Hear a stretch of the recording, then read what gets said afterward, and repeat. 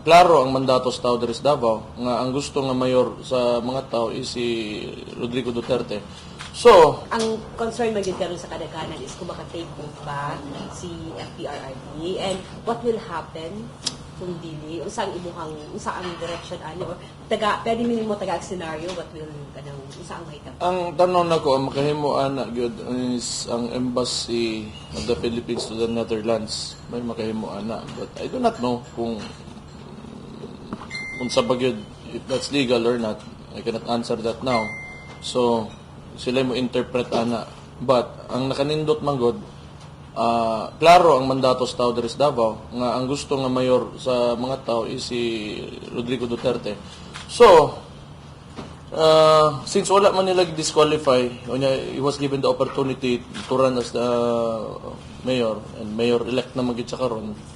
So let's leave it at that for the moment. Kay wa pa man ta kabalo kung unsa gid ang buhaton. Kay ang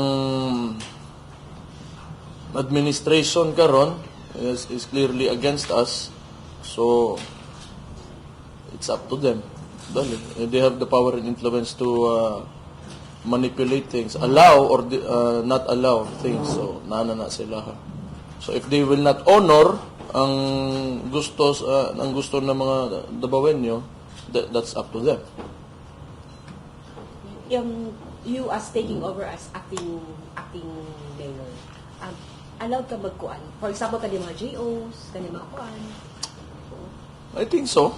I do not know yet. Wala pa mo kabalo sa intricacies aning kuan mahitabo sa situation, but I want to believe that this administration will allow Rodrigo Duterte to take the seat as mayor. It's to honor the will of the people. That's why it makes you optimistic. Yeah, that's why I don't think about kung unsa ba mauwi si Bako, acting mayor Bako, wala pa ko kabalo which is which. But kaniko, diri ko gusto nako nga si Rodrigo Duterte ang akong amahan may mulingkod nga pagkamayor diri sa Davao.